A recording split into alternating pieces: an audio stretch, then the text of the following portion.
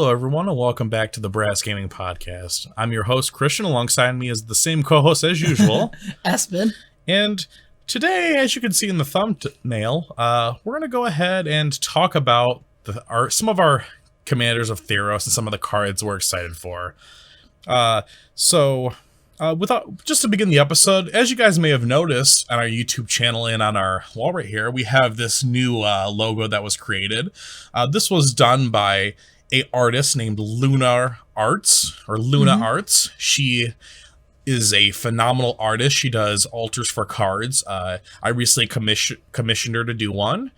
And yeah, so I'm going to go ahead and leave her Facebook information in the description box below if you'd like to go ahead and check her out and give her some support. And to tell her that Christian from Brass Gaming sent you. I don't know if she'll give you a discount, but I think it'd be pretty cool. So without further ado, let's get on to the episode. Espen, what are some of your feelings about Theros Beyond Death? I think this set is what Magic needed. It is just like a brand new breath of like fresh new ideas. And some of my friends, they play Standard regularly, and they actually said that Theros has actually reinvigorated Standard, and that like all the new cards and some of the new decks that are coming from it are really cool, and some of the cards are just super cool and have super cool effects that some cards that like we haven't seen before. It's just like, wow, this is really cool. I mean, what are some of your thoughts on the set? Yeah, so I do a little bit of discussing. As me and Espen talked about before, we play a variety of formats. We haven't really touched Standard. The whole Oko thing and those the Simic decks kind of dominating, kind of like put a sour taste in my mouth, and even did for Modern for a period. But I know people were a little bit worried about Euro, which is the Elder Titan from this new set, because I think anything that's a big Simic mythic, people are going to be kind of afraid of. But everyone that I've talked to online, people are really excited for the impact the set's going to have. And as we're going to talk about today, this set's going to have quite the impact on Commander. There's some very exciting new stuff for that. So going forward, we want to highlight probably each of our top 3 cards that we're excited for. And to begin for me, my number 3 card is Nyx Lotus. This is a 4-mana artifact, legendary artifact. It enters the battlefield tapped. Then you can tap it, choose a color, add an amount of mana of that color equal to your devotion to that color. So, it's just a solid card. I had this on my limited pool, and I was desperate to make it work. But this is bad limited, guys. Don't try to play it. The devotion is just bad. So, Asper, what is your number 3 card that you have? So, my number 3 card that I had is a card that is one of those cards I've never seen before. Actually, a new lord, actually. Yep. Helia of the Endless Dance costs a red and a green for a legendary creature satyr. It has haste. It is a 2/2, and it says, other satyrs you control get +1/+1 and have haste. So, I'm excited to see some of those satyr tribal commander decks. Yeah. I don't know how many there are exactly, but that'd be cool. And then she has one more ability that states, whenever you attack with 3 or more creatures, you may discard a card at random. If you do, draw 2 cards. So you essentially loot and draw 2. So I can see like a very like aggro-ish satyr tribal deck come up from this. I would love to see someone come up with this. It'd be really cool to see him play with. Yeah, Helia is just sweet in general. I mean, even if you don't go to the satyr theme, you could always just go like a Gruul, like haste kind of theme where you just power out Helia and you go ahead and just go all out attacking. And that ability to discard then draw 2 is incredibly strong, and Gruul hasn't had anything like that before. So going to my number 2 is a card that I think is really exciting, but I think some of the people in the commander groups I'm part of are a little bit, they don't think it's that good, but I think he's pretty sweet. It's Gravebreaker Lamia.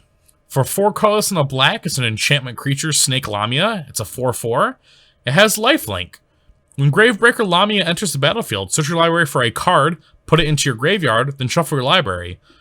It also says, spells you cast from your graveyard cost 1 less to cast. So, what can I say? It's a big, it's Entomb on a body, and it makes stuff in your graveyard that you cast cost 1 less. I mean, that's just a sweet card in general, and I think the graveyard strategies, like the more casual ones, are gonna really, really like it. Really, really cool. If my Anya deck was any weaker, or like if I wanted to power it down, I would just cut and tomb and put this in here, or I'd run both. You know, I think Gravebreaker Lamia is a really cool effect, and you know, with the commander decks that are tied to this set, I have a feeling, this is my bold prediction for those, I have a feeling that one of them is going to be escape themed. So I have a feeling that Gravebreaker Lamia is going to be very, very powerful. Just in general, I mean, just for escape, it's cost 1 less, and for any other synergies with your graveyard, cost 1 less. Oh, definitely. So Espen, what is your number 2 card? So my number 2 card is another card that I've never seen before. A new alternative win con. Yeah, just like you like to do. Oh yeah. Love them. It is Thassa's Oracle. It costs 2 blue, and it is a creature merfolk wizard. And it reads, there's a lot of text, so bear with me. When Thassa's Oracle enters the battlefield, look at the top X cards of your library, where X is your devotion to blue. Put up to 1 of them on top of your library, and the rest on the bottom of your library in a random order. If X is greater than or equal to the number of cards in your library, you win the game. So just have a lot of blue permanents, and then you just win the game. Which hey, I like winning the game without having to like drop my opponent's life totals to 0 or drawing all the cards in my deck. I think it's like I think we'll start to see like a new like sort of fresh like play style that involves this card, which actually I was talking to a friend of mine, and he was actually trying out in Standard. I don't know how it is, but I would love to see some of that. if you guys ever went with this on like Moda or Magic Online or Magic Arena, send us like the clip. We'd love to see it, because this is, Espen loves alternative win cons. You know, this is like his card, and there was no surprise to me when I looked at the list that he gave me, and this was number 2, excuse me. Yeah. So my number 1 card that I'm excited for is, I'm kind of cheating here, and we'll show them on screen, but it's the showcase artworks for the Theros gods and demigods. Yes. Now, I couldn't just pick one, and this is more of a flavor thing than a card that I'm excited for, but like the artwork for these are just absolutely stunning. Like they look like they're constellations in the sky, and you know, I particularly if I had to pick one, I'm probably more excited for like, I really like the Tyrant or Tyrant, I think that's his name. The black demigod, his looks sweet.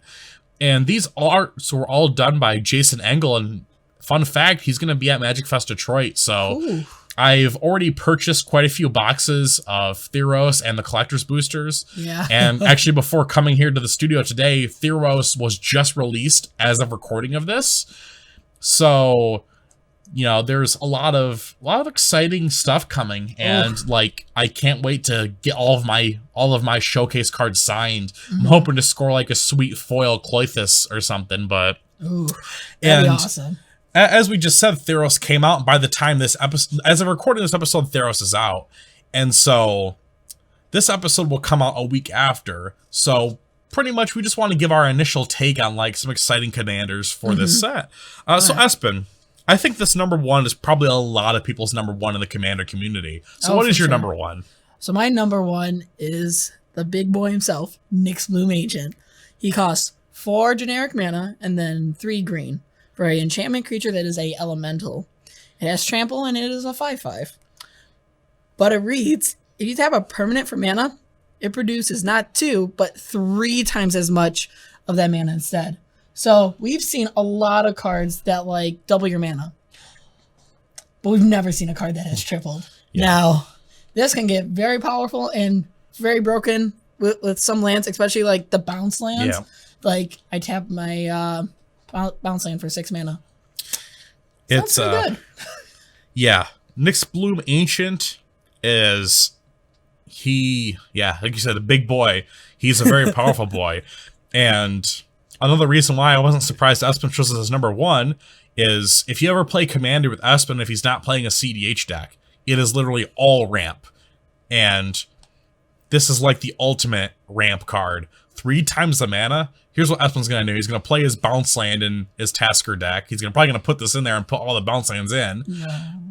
Then he's gonna play his bounce land. He's gonna have all these, and then with the 3 times the mana he's gonna make off of the bounce land with this Nyx Bloom, he's gonna go ahead and counter your spells, because that's all Espen does in Commander, is play ramp and counter spells. Or I could just have like the biggest villainous wealth that the world has ever seen. Now imagine that. You know, I'm a villainous wealth you for like 20 your whole deck. Yeah, or your whole deck. Just give me your whole deck. Just exile everything and let me just cast your whole deck. Oh yeah. This is an Espen card to a T. Love it. So we also have some opinions on some of the cards for Commander. Well, as we just said, Nyx Bloom is an absolute bomb in Commander. Oh yeah. Such a good card. I mean, his stats really don't matter with the ability like that. And there's a particular card that you may have noticed in the thumbnail that Espen shows for his Commander, and that's Healey Odd. Healey Odd Suncrowned. Well, for you guys that aren't really CEDH savvy, and I'm in quite a few of Discords or group chats of this, there's been a lot of testing for this being mono white's entry into CEDH. He is absolutely powerful, and I think, and Espen will go over one of the combos that makes him so good later on in this episode, but this Healey Odd is being tested a lot because he's very competitively converted mana cost. His ability is absolutely cheap. I mean, he is everything that you want to do early, and the even best part about him is he's hard to interact with right away. It's like a CDH dream commander's dream, player's dream. Oh yeah. It's like Healey Odd is. He's really hard to kill too. He is indestructible, and then most of the time he's a enchantment. Yeah. If you don't have that devotion needed to turn him on into a creature, and it's just like, okay, you have a 3-mana enchantment. I can't really do much, so I guess you just do your thing. And, and like the combo itself, as we're going to talk about later, doesn't even require devotion to get online. Like he will not be online if you're going to win turn 2 or 3 with this combo. But I digress from that. Espen, you did a fair bit of like looking at the legendaries. Besides Helia, I mean, what are your opinions on some of the legendaries? Do you think they'll have an impact on maybe not CEDH, but Commander in general, or what do you think? I think we'll see Thassa come up with like some of those ETB values, and maybe see that the use of Thassa's Oracle, which is what I'm really hoping for, because just imagine you just keep on blinking that each turn, and as you build up your board, you just get to see more cards and potentially win the game with it. And Erebos is also pretty cool. I like him. Yeah. And there's a lot of sweet commanders, and Mike, who unfortunately is not with us today either, he is building the Constellation Commander, which I'm hoping that they print a better Constellation Commander in the Commander decks tied to these, but she's an uncommon. I think her name is Utopia or Euphoria, or I don't really know her name. We literally just read the abilities of the creatures and be like, well, will this have an impact? Maybe not. I mean, like, I think Cloithus, as I mentioned earlier, I think she's sweet, but I don't think she's like the best commander powerhouse as a commander. Yeah.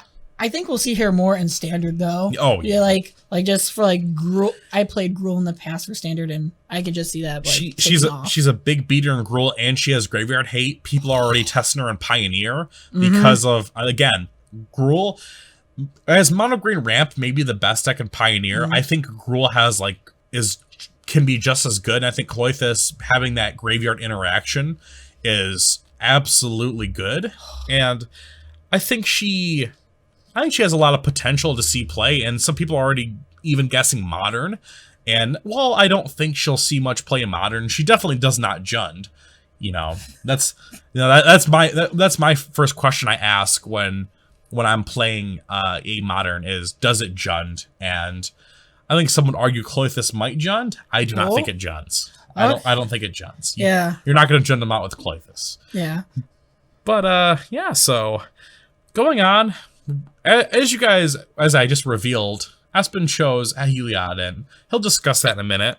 Aspen, how about, since I told him what I chose, why don't you tell him who I chose? So Christian chose to build Thrix, the Sudden Storm, which I've seen what it does, and I've seen some of the spells that go along with the deck, and I want to say that it makes me happy. I love uncounterable stuff. Yeah, he is. Thrix is sweet, and like it's weird because for our group dynamic, typically I'm more of the big power gamer, and when I was looking through all the commanders, I'm like, yeah, Helia Odd's sweet, but you know, I want to play Thrix, and we'll get into that in a minute.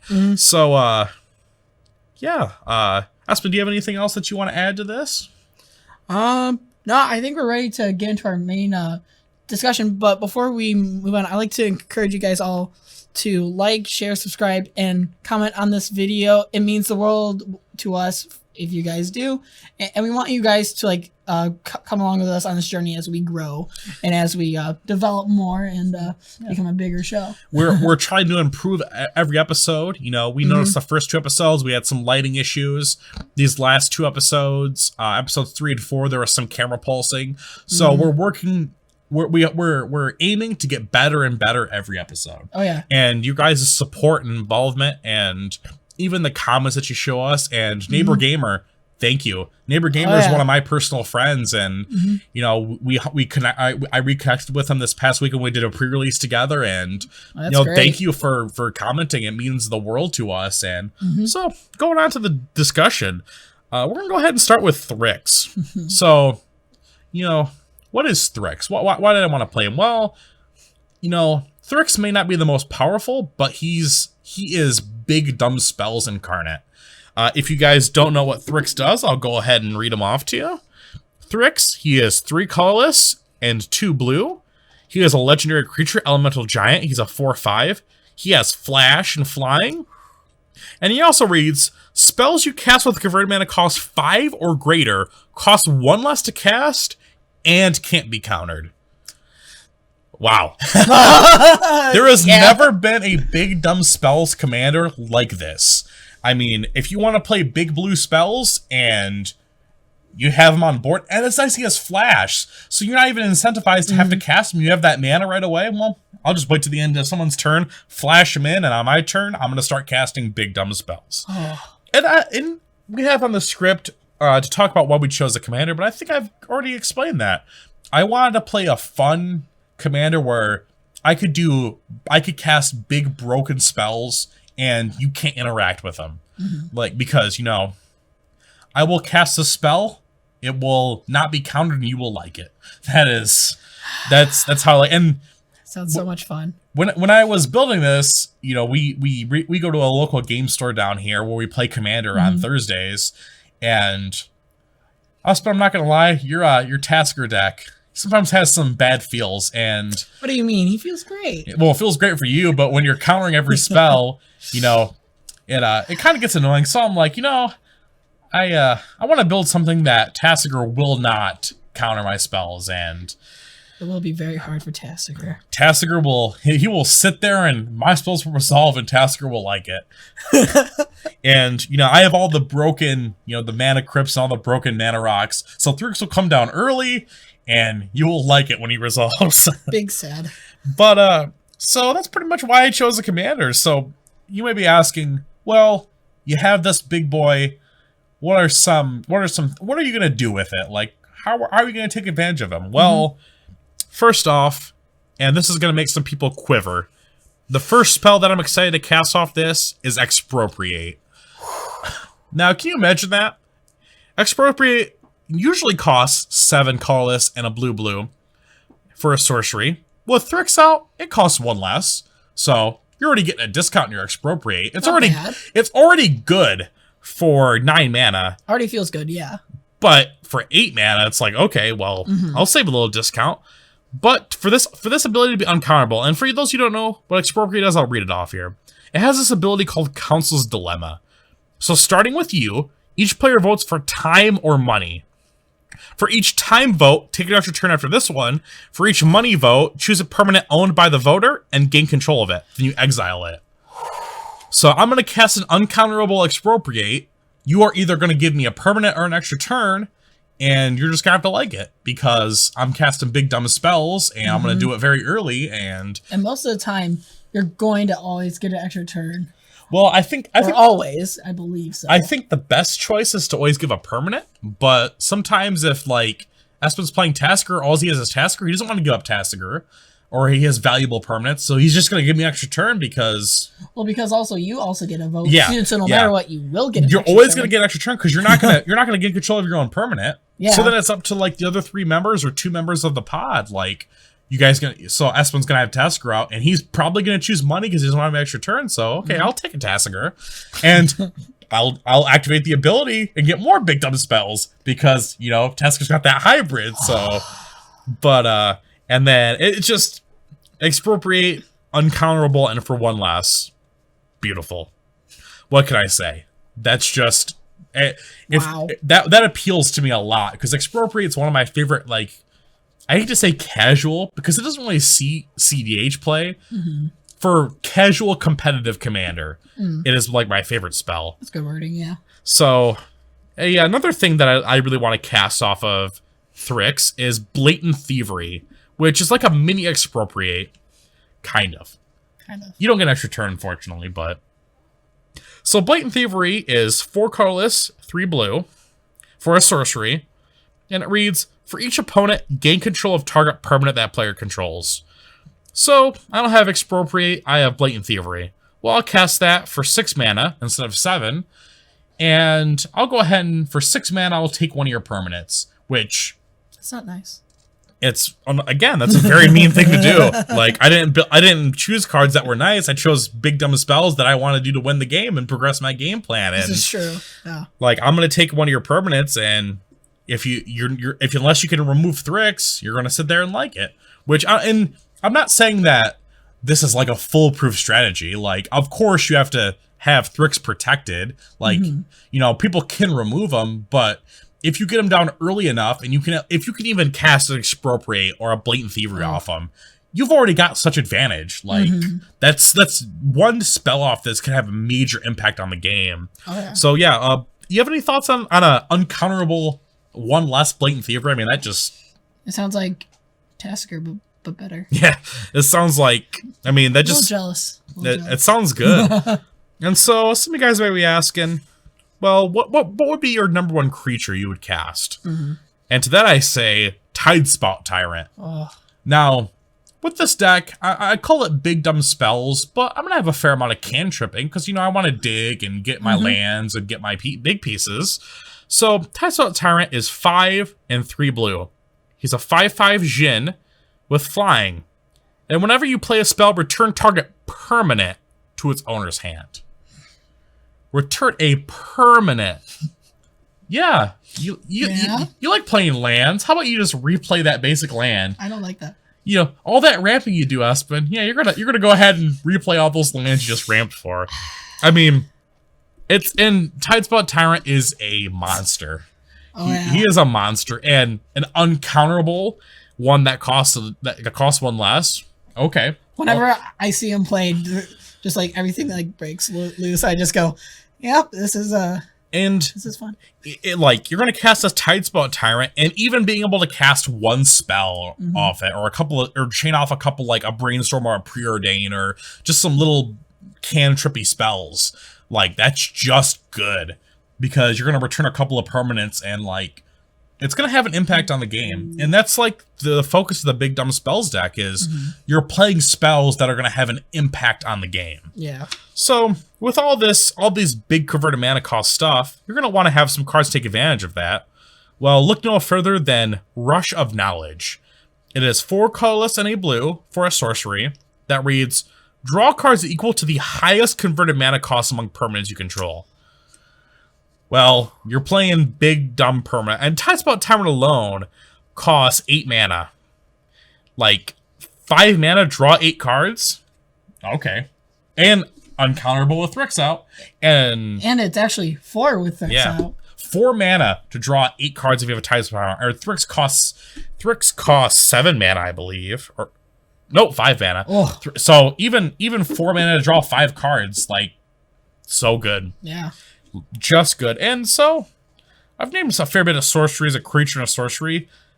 Probably the #1 enchantment that gets me excited when I think of Thryx is Omniscience. This is a 7 colorless, 3 blue. This enchantment reads: you may cast non-land cards from your hand without paying their mana cost. Again, we're going big or going home. We are going to. That's probably the first spell I'm going to want to resolve, because if I get that to resolve, Thryx becomes irrelevant. He's just, now all of your free spells now can't be countered. I'll cast Omniscience, then I'll go ahead and cast my Timespell Tyrant. Then I'm going to cast my Blatant Thievery, bounce your land, take your other permanents with Blatant Thievery, then I'm going to cast Expropriate. I'm going to take an extra turn, take more of your permanents. And then I'm going to draw a bunch of cards. And then I'm going to Rush Knowledge. I'm going to refill my hand and cast more broken spells. Oh, so, sounds like a wonderful time. We're trying to be mean, you know. We're building the mean Thryx. And like... Yeah. For once, I'm not. Yeah. For once, you're not the bad guy. Healey Odd. Yeah, well, Healey Odd way outclasses us, and when you just start talking about it, we'll get to that. Oh, yeah. But I have one final spell that I think will just be fun, and this is not Cyclonic Rift, but this is a pretty fun spell. This is Inundate. It's 3 colorless and 3 blue for a sorcery. Return all non-blue creatures to their owner's hands. Wow. You're playing mono blue, so all of your creatures are staying. You know, blue is like probably the best color in Magic, so you might have 1 or 2 blue opponents, but imagine that aggro deck that's going all out. You cast this, now all their stuff returns. Or those monocolored decks with creatures that aren't blue. Like, you want to have an impact. If you're going to play Thryx, you want to play a deck that you're going to play spells that have an impact on the game. Right. Because if you're not, like, it's okay to do the cantrippy stuff, but if you don't have any big payoffs for Thryx to really take advantage of, I mean, what's the point of even playing them? Yeah. Play a blue Spellslinger deck. Play Jace Vryn's Prodigy or something. You know? Thryx is made for, he's just built for these big spells that have big impacts on the game. And yeah, so Espen, I think we've talked enough about Thryx. Let's talk a little bit about Healey Odd, and I'll let you take control of this. So tell us about Healey Odd. So Healey Odd is what I would like to call life gain combo and a little bit of aggro, just because of some of his abilities. Healey Odd is 2 and a white. He's a legendary enchantment creature god. He is indestructible. And as long as your devotion to white is less than 5, Healey Odd is not a creature. Whenever you gain life, put a 1/1 counter on target creature or enchantment you control. And then you can also pay 1 and a white, another target creature gains lifelink until end of turn. Yeah. That's pretty good. Yeah. It might not sound as good, but later on I'll get to the combo and you'll see why he is there, almost there to CEDH level. Yeah. But he's just lots of fun. You can play him as the combo, or you can play him as aggro, because whenever you're getting life, you're buffing your creatures. Yeah. And actually, my second commander deck I ever made was Kithian, which was just mono white weenies, aggro the deck, and commander, which I learned that it was okay. Yeah. Got stomped on a lot of those games. Absolutely. But lots of fun. And why I chose him as a commander is because I play too much green and blue and black or Sultai. I play too much, and I was like, maybe I can challenge myself with a mono white deck. We try to go kind of outside of our comfort zone, where you know I like to play a lot of efficient, really cheap spells and play CEDH. And Espen's more of like a control player that plays those Sultai colors mainly, and so we kind of chose cards that were a little bit outside of our comfort zone and try to do stuff that was maybe not what we usually do. Oh yeah, Actually, when I saw him spoiled, I was like, you know what? That one. Yeah. That's the one I want to play. And some cards I would like to highlight for him is Aetherflux Reservoir, the big Death Star, the 4 mana. Whenever for each spell you cast a turn, gain 1 life, and then pay 50 life, deal 50 damage to target creature or player. For once, it's not me playing Aetherflux Reservoir. It's somebody else. And, oh boy, is it gonna feel good. We're excited. and it just synergizes with Healey Odd, since whenever a creature or whenever you gain life, you put 1 counter. It's all about life gain. It's all about building up your thing. You can go a couple different ways. It's really good. The next card I'd like to cover is actually Daxos, Blessed by the Sun, which is another card from Theros. He costs 2 white for a legendary enchantment creature demigod. And Daxos' toughness is equal to your devotion to white. So he's a 2 and a star. Whenever another creature you control enters the battlefield or dies, you gain a life. Now, that is really awesome, because whenever you're playing creatures, you're gaining life and you're buffing your creatures. What better than that to be able to buff your team and to gain life simultaneously, so you're getting bigger to beat down your opponents while also beefing up your life total. And Linden the Steadfast, which costs 3 white, is a legendary creature, a human noble with vigilance 3/3. Whenever a white creature you control attacks, you gain 1 life. So again, whenever you attack with a creature, you're going in to deal damage, and you're even buffing them before they even deal damage. So it's like, yeah, I'm gonna swing with you at my table of 2/2s. Oh, now I gain life equal to how many creatures I'm attacking you with, and they're all 3/3s now. I really liked Linden from Throne, and then I saw Healey Odd. I was like, okay, we can build like some sort of mono white weenie deck, which I just like mono white weenies. Yeah. It's fun. Another card that is really good in this deck is Archangel of Thune. Costs 3 generic white for a angel creature, and it has flying and lifelink. And it says, whenever you gain life, put a 1/1 counter on each creature you control. So it's like Healey Odd. Well, Healey Odd doesn't buff, does he? Does he have a buffing ability? Yeah. I mean, oh yeah, Healey Odd does. Yeah. Yeah. I forget about that. Yeah. It's just, and so it's just like, oh yeah, I have another thing. Wow. So imagine this. You have say like 5 2/2s out, right? You have Linden out. You attack with your 5 2/2s. You gain 1 life for each one, and you have Archangel of Thune out. So you buff up all your dudes by 6. Yeah, it's just like or 5 if I'm mistaken. It's just like, wow, okay, it's just really cool to see some of the cool things you can do with life gain and 1/1 counters in this deck. No deck that plays Archangel of Thune is a fair deck. What do you mean? It's a fair unbalanced magic card. Yeah. And it is also a 3/4. And then of course, we have to include our favorite Soul Sisters, Soul Warden and Soul's Attendant. They're both human clerks, and they both read whenever a creature enters the battlefield, you gain 1 life, or you may gain 1 life. And again, I'm going to either combo or I'm going to go aggro.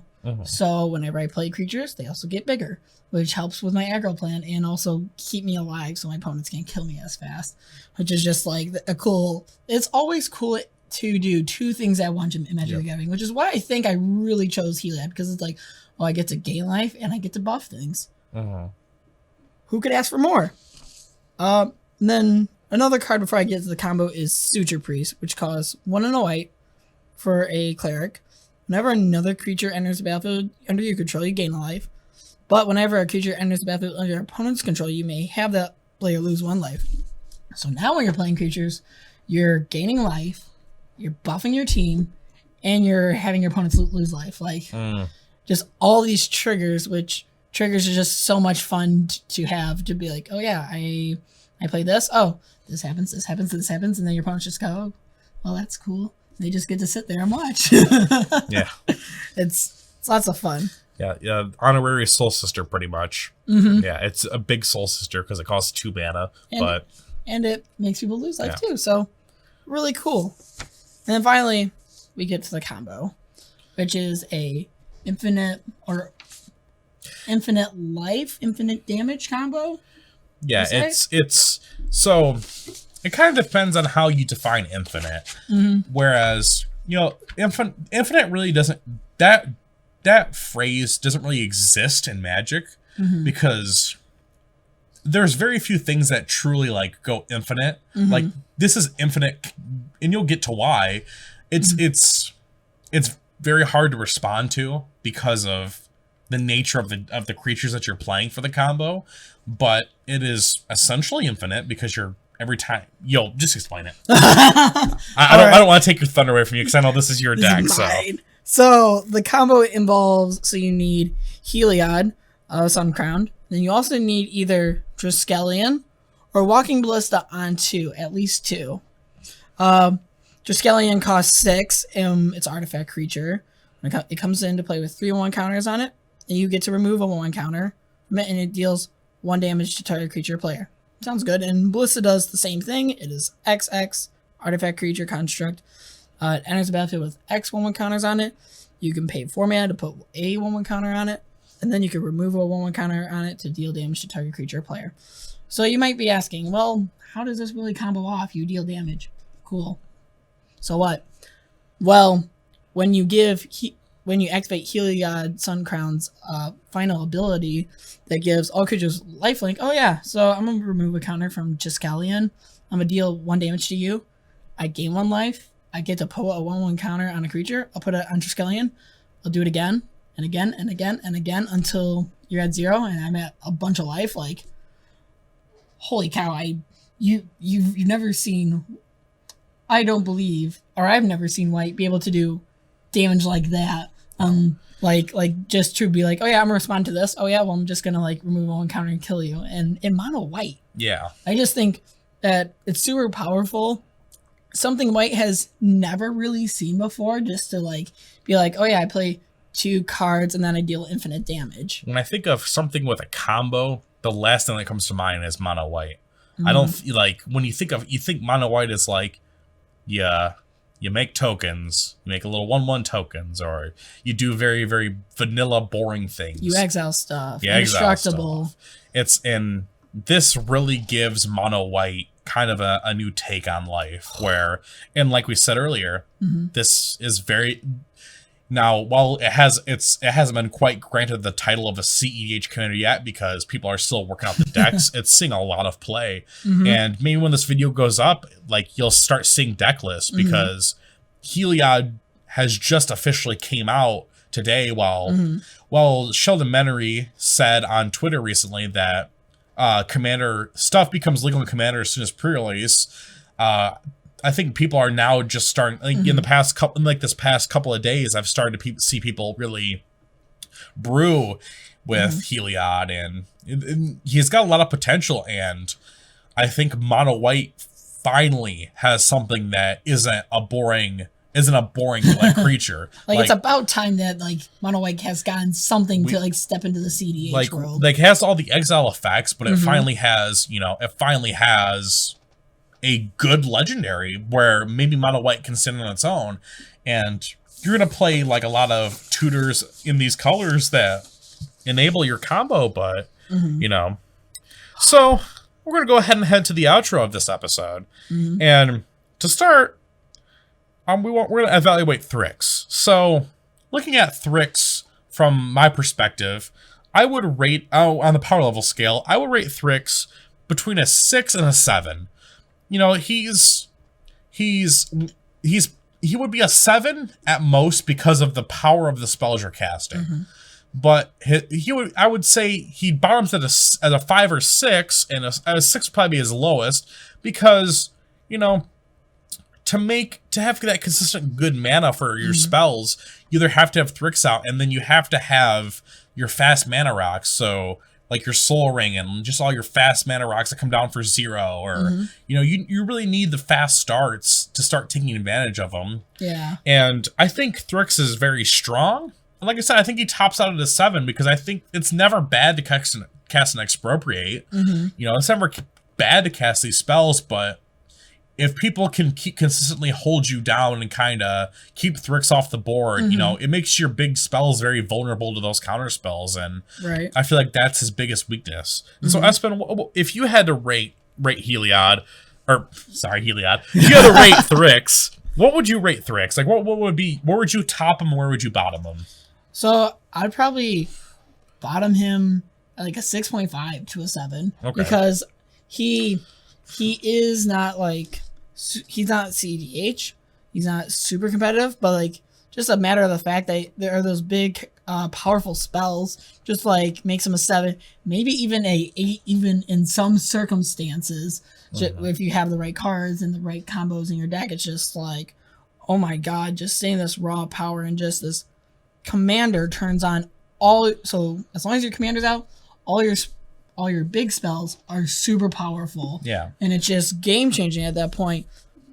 But my counter argument to that is it's 5 mana. Yeah. Which can be slow, and if people remove it and then you got commander attacks, they remove it once, twice, 3 times. How much more are you gonna be like casting at? I think it's over after they remove it the second time. After it returns to your commands, I think it's over. Yeah, because then it costs like what, 11? It's he's just not good. Yeah. You mean you might as well just try to cast your spells and hope they resolve at that point. Like Thrix becomes not worth it just because of how high he costs, and like the flash is nice, but yeah.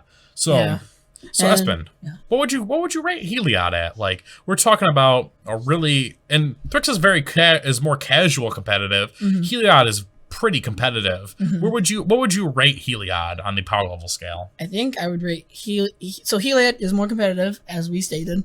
I would rate him at a solid 8, or maybe even push a 9 level, since we're still in the early stages as we are recording this video.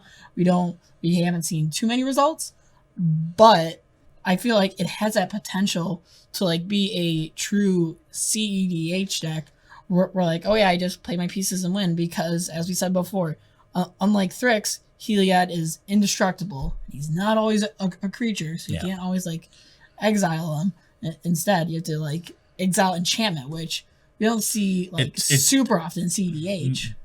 Probably not at all. Yeah, probably not at all. Exactly. In my experience of like, I recently built a mono green deck, and green is probably like your ideal for for like dealing with enchantments, and I have 0 ways to deal with Healey Odd in that. Yeah, and like, it's just insane. And Healey Odd is you're just not going to deal with him. Yeah, right. He comes out. He's just so impactful when he hits the board. And now I give you my thoughts on Thrix. What are some of your thoughts on Healey Odd as a commander? As you said in a previous video, I think it takes the cake. I think it certainly does. I think Healey Odd is, depending on the build, like you can make any deck really bad, but I think if you finely tuned Healey Odd, a finely tuned Healey Odd deck is going to be probably 8 or a 9. You know, I think it'll be very hard for it to hit the 10, because unless you're playing 5 color, even the best monocolor CDH decks are probably not 10s. Yeah. But I think he's definitely a 9 at the highest. Oh, for sure. He is, what can I say? I mean, he comes down turn 1. He's as long as you have the fast mana, he's coming down turn 1. You can cast your Bliss on turn 2, and it's either, you answer this right now or I win. Yeah. And even if you have the craziest start, you can potentially win on that turn 2 or 3, like if you very have easily. All the fast mana rocks, you can actually win it. Win on turn 2. I was actually just doing the math in my head. Yeah. It's just like hearing mono white being able to do that is just insane. And like I said earlier, when you think of mono white, you typically don't think of playing a fast-paced combo-y game and trying to dig for your piece. And it just doesn't usually happen. But I think Healey Odd is absolutely good. And maybe in a year's time, people will be like, well, it's bad and we look like fools. Well, I don't think so. I think Healey Odd is probably, I would say, arguably the best mono white commander, probably in general. For competitive play. For competitive play. Yeah. There's a lot of good mono white commanders, but I just think in general, Healey Odd is probably a step above a lot of creatures. And like his original card from the original Theros block was kind of, I would say, is probably one of the weaker gods. Yeah, for sure. And he right here is probably one of the best in this set. Oh, for sure. He's gonna have an impact on Pioneer. People are already talking about this combo for Pioneer, and he's definitely gonna have an impact on CEDH in some way or another. And he's already having an impact because people are testing him out and trying to make him broken and work. Yeah. So, even if in time it goes to show that Healey Odd is not like you know, they could, in a year's time, they could print any amount of mono white legendaries that could be better than Healey Odd. But I think it just goes to show that that Wizards is trying to push mono white to be good. Yeah. And it's really nice to see. Yeah, and and like they gave us Smothering Tithe, which was good. And now we have Healey Odd, which I don't know, maybe you play on the same deck. Maybe you do. I don't know. But so, Espen, do you have any final thoughts on the commanders of the decks, or have you got out everything you wanted to say, or what are some final thoughts you have? Thryx sounds really good. Just hearing you go on and on about it, it just sounds degenerate, in my opinion. Ironically enough, after this episode, if you see us at Magic Fest or at the local game stores, we'll probably both be playing the opposite decks that we named. Probably. Espen will probably be playing Thryx. I'll probably be playing Healey Odd. But you know, who knows? Who knows? Yeah. So we'll see. You know, if I had to give any final thoughts, I'd just say both these sound fun. They both cater to a different level of commander play. And I really think that they're really good respectively in their own ways. And I feel like Helia has far less downsides. Heliod's worst downside is that it's mono white, to be honest. That's its worst downside. Because if I'm not mistaken, mono white is the weakest in commander, and just like seeing that like super powerful card with a super weak color, is just really cool to see what will happen from it. And hopefully Wizards continues printing really good mono white spells and stuff. Oh yeah, that'd be awesome. So please, Wizards, give us more mono white good stuff. Please. We want white to be just as good as... No, I don't want it to be good as blue, because I love blue. Make it okay. Make it at least as good as black. Black? Okay. Yeah. I think I understand Better that. than red, because I don't like red. Yeah. Make it as good as black, at least. Maybe not green level or blue level for commander in general, but... At least make it as good as black.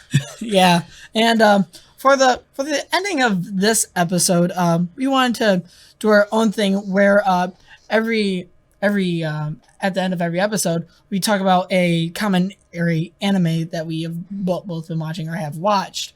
Just as our own little thing to end our episodes on, which, Christian, I know you really love this anime. And what are we talking about? So our anime suggestion of the week this week is probably one of our favorite animes, at least one of my favorite animes, is Konosuba. And, well, what can I say? If you like isekai anime, which, for those of you that don't know, an isekai anime is when you either die or you get transported to another world. So, this anime follows Kazuma as he gets transported to another world. This is a comedy isekai, and oh boy, this anime has 2 seasons as of right now, and a movie, which we've seen all of it in the movie. Yeah. It's hilarious. This anime is really funny. It's hard to gush without spoiling, so I'm gonna give an alert right now. There may be mild spoilers. Nothing that's going to spoil the anime, but we might talk about what happens in the first episode or something. Yeah. So, we'll just say, Kazuma dies he dies. Yeah, I'll just leave it at that. Kazuma dies, and he goes face to face with this goddess, and this goddess is named Aqua. And you may have seen the memes. She's the useless goddess, but she is also the best girl in the anime. But she's the useless goddess. But she's also the best girl. And so Kazuma, essentially through a weird thing, brings Aqua into the world with him, and instantly regrets it, as you'll see in the anime. So we have a note down here, and I told Espen we put this note to ignore. We're not going to ignore it, because I'm going to say right now, Espen, we all have, me, you, and Mike are probably, besides Patrick, are probably the 3 biggest anime fans in our group. Yeah, for our friend group, yeah. We're very big on picking the best girls in every anime. So, obviously, there's 3 main girls in this anime. My best girl is Aqua. Espen, who would you say is your best girl? Darkness is by far my best girl. She is awesome and hilarious. And so, sorry, Mike, for outing you like this, but Mike's best girl is Megumin. Oh, yeah. And he cannot deny it. He has a Megumin keychain on his keys. He loves Megumin. It is a cute keychain. It is cute. Like, I kind of want one myself. And if you guys ever see Mike in an episode, like a behind the scenes when we start doing that, you will be like, that guy likes Mega Man, because he does not look like the type of guy that would go for Mega Man. But I guess we've kind of painted him like that, so you guys won't really know. You guys will be like, oh, that makes sense. But yeah, sorry, Mike, for outing you, but you know, we love you. We love you. So we just had to let everyone know that we all have a best girl in our brass gaming group. Oh yeah, for sure. And your girlfriend also, she likes Aqua too, right? Yeah, she does like Aqua. So she's on the correct best girl train, thankfully, and. Yeah, I honestly thought that Espen would have been an Aqua fan, but when he told me Darkness was his best girl from Konosuba, I'm like, oh well. She's funny. I mean, yeah, she's something else, and you guys will know why if you watch it. So if you guys have any thoughts on Konosuba or if you've seen it, leave them in the comment section below. We'd love to talk about Konosuba, and you know, each week, each episode that goes up at the end here, we're gonna have a suggestion of the week, and you know, like I said in a previous episode, we record about 2 episodes every time we go in the studio, and we already have tomorrow's lineup, which you'll just have to watch. You just have to watch next episode to see what the next one is. But so yeah, Konosuba, really funny. SB, what are some of your thoughts on it? Like, it's great. It's hilarious. The story is really cool, and if you get a chance, I believe you only have to watch the first season, and then you can go watch the movie to like get the whole grasp of the movie. I believe so. Yeah. But watch it all. Yeah, just watch it all. It's all good, and all the characters are great. For those of you that are picky about this, season 1 is dubbed. I prefer subbed anime most of the time because you know I just like, I'm not saying that dubbed, you know, I love a lot of dubbed anime, but I really like the subbed voice of Aqua, especially, and like how whiny her Japanese voice actress gets. So whiny. Yeah, very whiny, and you'll see if you watch it. So, but yeah, Konosuba it's a lot of fun. It's just a fun comedy anime. It's great. It's got a lot of good moments, and you know, from episode 1, if you're not laughing, then I guess our suggestion failed. Yeah. I would say that by episode 1, you should at least laugh at one part. Or chocolate or something. Yeah, like if you don't get any emotion from this, then, well, I guess you're emotionless. Because this anime is good. It's good. It tells a good story. It's really funny. Kazuma is such a scummy, funny, shut-in neat, as Aqua calls him. There's never a dull moment in the show, and it's great. Yeah, and the movie, just to give a quick take on that, the movie is set in a different setting than the anime is. The movie's set at the village of the Crimson Devils, that's Mega Man's people. So, and you guys will meet, I'm not going to spoil it. Mega Man has a rival, and you guys will meet her, and her rival plays a big part in the movie. Yeah, for sure. And I believe that a really prominent director praised the Konosuba movie and gave it really high rating. Oh, wow. And we'll put the tweet on screen if I can find it. And yeah, this movie and this anime is really funny. I would say watch the subbed, but if you're really picky, watch the dub. The dub is good. Man, we are really gushing about this. Yeah. It's so good. That's why we're gushing about it so much. I don't know if we've got... I could probably gush about this just as much as I can gush about other anime that I won't say because I'm going to want to gush about it.